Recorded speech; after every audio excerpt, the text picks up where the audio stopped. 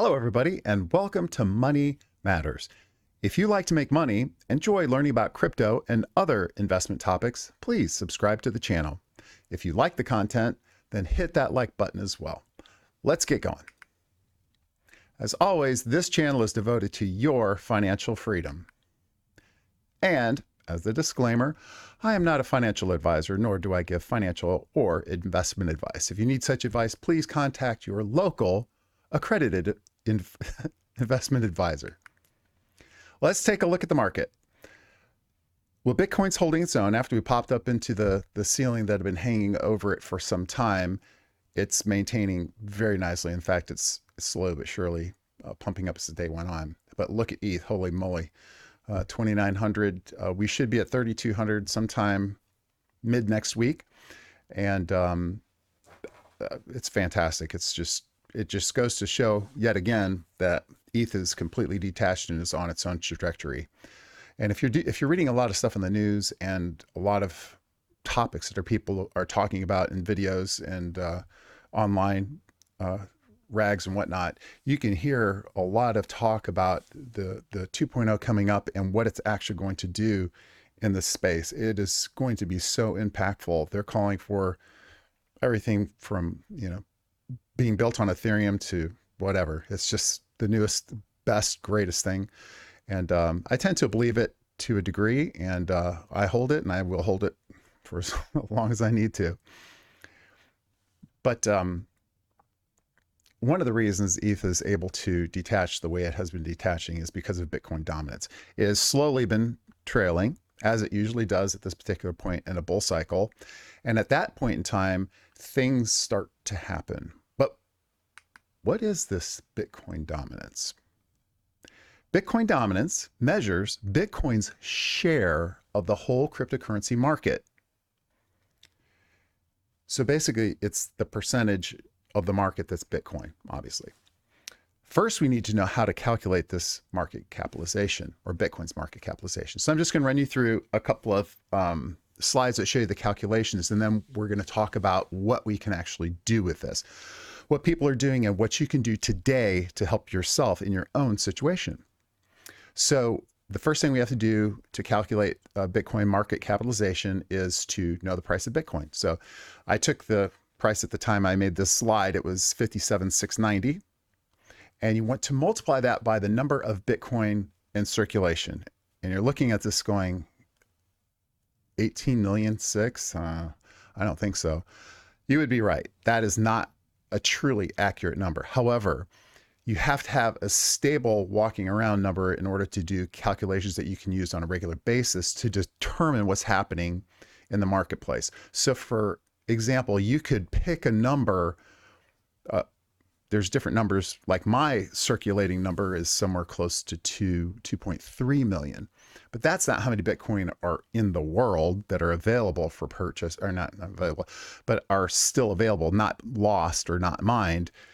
It's quite a bit lower. If you used that number, it would really skew the findings. So you have to go with a more traditional type estimate as to what the true number would be.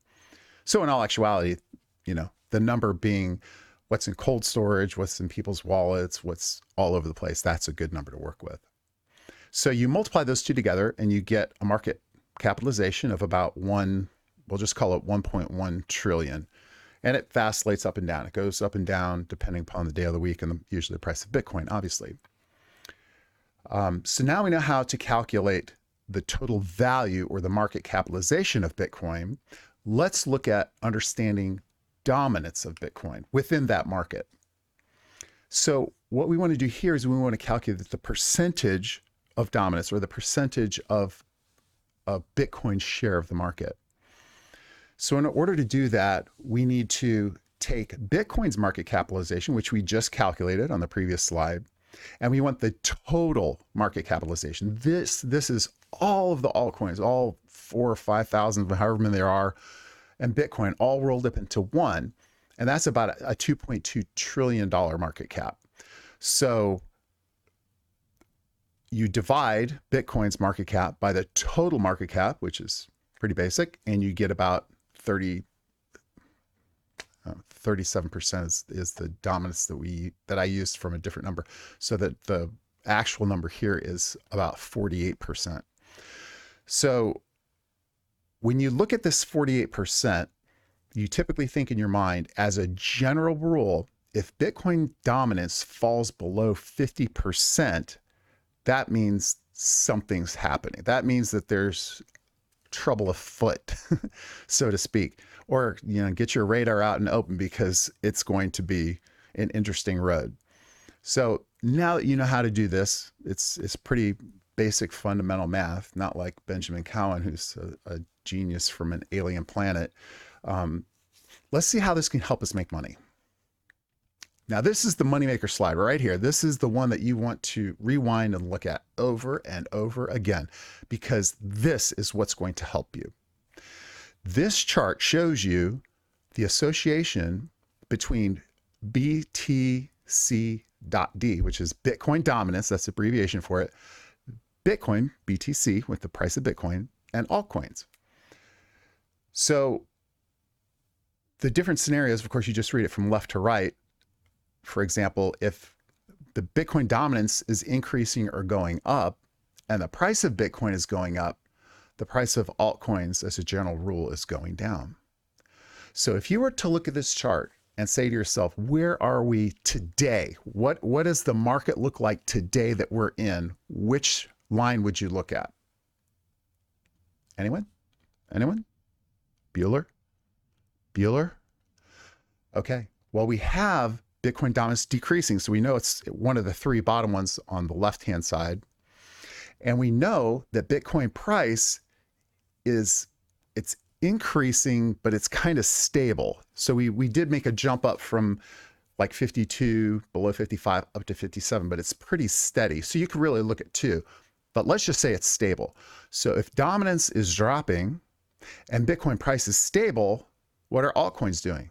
They're going up. What are altcoins doing in the market today? They're going up. The other interesting one here is the fourth one from the top. If Bitcoin dominance is decreasing, which it is, and all of a sudden Bitcoin prices start to increase, remember over the last couple of days, we've been talking about a huge bump up in Bitcoin price due to all kinds of extenuating circumstances. What happens to the price of altcoins then? Incredibly fast. That's how they go up. So that would be your quote alt season, where you're going to see altcoins detach completely from Bitcoin and run up on their own. This is how you use this information. It's extremely powerful. I'm not saying it's 100% accurate all of the time, but as a general rule, this stuff works pretty well. We could use this for a multitude of advantages to our own, one of which being, hey, I hold a whole bunch of altcoins. When would be a good time to get out of the market? Well, when you see a altcoin side over there and it says decreases fast, well, I want to look at Bitcoin dominance going up, and I want to look at Bitcoin price falling. Well, that makes sense, because typically throughout history, Bitcoin will go up, then it'll come down, and it'll go back up, at which time altcoins start to go up, and then Bitcoin crashes back down and altcoins follow, thus going into the bear market, cold winter crypto season. So let's take another look at this other chart. And this is historically what's happened, and you can kind of look at it, and hopefully the light bulb will go off in your head. So if you look at this chart, there's a funnel at the top, that little triangle. And what that's depicting is the range that Bitcoin dominance is floating around in as time goes by. Typically in a regular market like we've been in since last March, when Bitcoin crashed, we've been going up, and we've maintained a Bitcoin dominance level in this range. Well, if you look to the right where the green arrow is pointing, that's a particular point in time where Bitcoin dominance fell out of that funnel, fell below that funnel.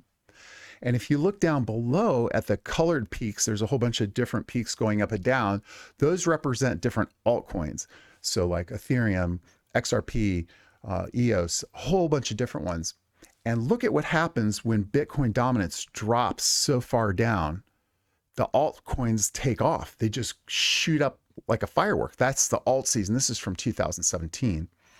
So you can see specifically what transpired before alt season and the run up in alt prices. Well, we know from this previous slide that it's pretty easy. We had a detachment from altcoins from Bitcoin. Price dominance was going down like we saw in the chart. And we saw, well, we didn't see Bitcoin price on that chart, but the Bitcoin price was going up and at that time. And that indicated the kickoff of alt season. So you can see all the altcoins taking off right at that particular point in time. They were peaking. They were just going up like gangbusters. And then you can see how Bitcoin dominance started to slowly creep back up. And once it got back up above that funnel, what happened to the altcoins? They started to die back down. They started to drop back down. So what you want to talk or think about here is that there's a flow of money. There's a flow of investment money within the cryptosphere. And this doesn't typically hold true, or at least I don't know that it holds true for big institutional investors. I know that whales do this, of really rich people who throw around lots of money. But typically what they'll do is, if we take this last year as an example, they would buy into Bitcoin in March. They would take the wave ride all the way up from $3,000 to $64,000. They would sell out somewhere in that range. They would hit the bottom points at that particular point in time for altcoins, buy a bunch of altcoins, and then just wait. They'll just wait for this Bitcoin dominance to drop and the price of altcoins to go up. What are they going to do? As soon as they go up, they're going to sell them, take their money out, and then when Bitcoin crashes and altcoins crash, they'll put their money back into Bitcoin and let that ride until the next market cycle comes around. So that's what I do. That's what a lot of people do. That's how you earn a profit or try to really increase your asset base within cryptocurrency, is by following that trend. It's no secret. Lots of people know about it. It's talked about every single day, but not everybody's aware of how everything fits together to work to your advantage. So let's do a little recap here and talk about it. First of all, the market continues to show beautiful signs. Ethereum doing great. Altcoins continuing to go up. So we should all be very, very happy and look for bigger and better things coming this week. We learned how to calculate Bitcoin market capitalization, which is an important step to be able to calculate Bitcoin dominance. We also learned how to do that. Once we found that, Bitcoin dominance, we can ascertain what the market is doing based on that number or that percentage in comparison to the rest of the market. So we understand now how Bitcoin dominance, the price of Bitcoin, and the price of altcoins all intermingle with one another. And we looked at a chart that specifically spelled out what you're looking for, what scenarios are happening. You just add up 1, 2, 3, and then you can take action from there. So remember, you're looking at the chart to see Bitcoin dominance is coming down, Bitcoin price is going up. Okay, that means altcoins are going to go up. Oh, I know what to do now. If you're in alt season, you know alt season's kicking off. So now you want to keep an eye on that market. You want to keep an eye on your exit strategy. You want to know when you're going to be selling because you're in the heat of the moment right then and there. And you're ahead of the game. You're ahead of the curve. You already know what's happening way far ahead of anybody who's not paying attention to these metrics. So it's powerful. Use it to your advantage. Use it all the time. I look at mine every single day. And you can refer back to that chart when I get the website up. I'll put that on there permanently so that you can look at it and use it as a reference on your own. So leave a comment below and let me know if you have used this indicator in the past and if you have found it to be beneficial. I think it's helped me a tremendous amount. I think that it's really helped me to understand the overall interactions of different components of the market, and when they're working together in different scenarios, what the ramifications of those interactions are. And with that information, you can make much more educated decisions on your investments, when to sell, when to buy, what's coming up in the market. And of course, this is just one component. This is just one tool in your tool belt. You want to look at RSI, you want to look at MACD, you want to look at the news, you want to look at all of these different things together and put them all in a nice, neat package and understand the total picture before you pull the trigger on anything. But this is a powerful tool in that tool belt. This is a powerful component to the things that you need to be looking at to make sure that you make money and have a successful crypto career on your road to financial freedom. Again, scammers, you want to watch out for those. They're everywhere. I read stories about them every day, and it's terrible. So be ever vigilant, be careful, and guard your personal identity with your life. And lastly, winners never quit, and quitters never win. Always give your very best effort to overcome the challenges that you face in life. I hope you had a great day. I had a great day, and I will see you tomorrow.